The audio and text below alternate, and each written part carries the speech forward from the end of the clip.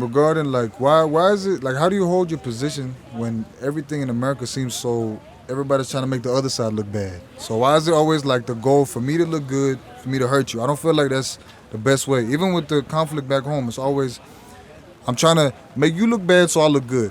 And Yeah. instead of making myself look good first and actually working on mine and improving my own, you know? Yeah, the what's going to make the country better is going to be an individual effort. Yeah. Right.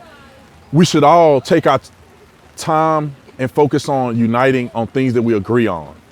And if we do that, I think we'll be a more powerful force than us being divided on stupid stuff that we probably really don't disagree on if we actually did the research and had a conversation with one another. So I think that, you know, the conflict of people trying to one up other people, trying to go viral, all that is nonsense and stupid to me. I don't agree with it. I don't like it. I do support conversations and people being open-minded. Do I think that institutions are being overrun by leftist nut jobs? I do. It's prevalent. It's obvious. I think that it's terrible. However, I think the best way to combat that is to have a conversation and to give people something different to think about. You know, I don't think I'm gonna change people's minds out here. I mean, maybe not. People probably not gonna change my mind unless you come with something pretty substantial. But I want people to think about one thing that I said and say, I never thought of that before.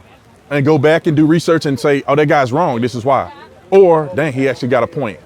That's pretty much what this is about, in my opinion. I don't like I don't call people names out here.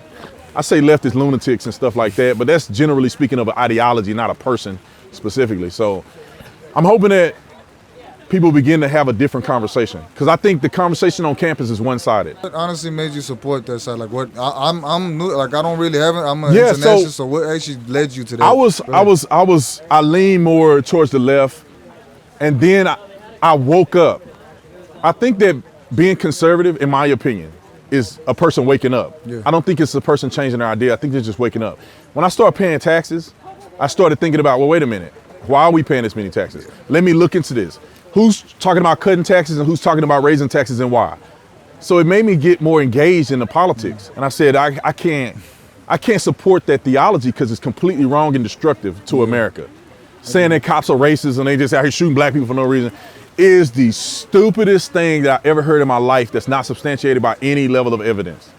And when I saw that, I said, well, wait a minute, that's weird. Why is this whole side talking like this, pushing the political agenda against law enforcement? And then so on and so forth. Being a cop, I was conservative. A lot of my friends were conservative. And I started being like, well, wait a minute, I actually agree with a lot of stuff the conservatives are saying. I'm a Christian. I don't believe in abortion. I don't believe in gay marriage, although if you want to get married, you can marry whoever you want. I just don't believe in it. All of these things that conservatives believe, I say as a Christian, I believe in that way more than I believe in this. Yeah. Then I started doing research, and you start realizing, well, wait a minute, I think I'm getting lied to. And then, then I started waking up and saying, well, you know what?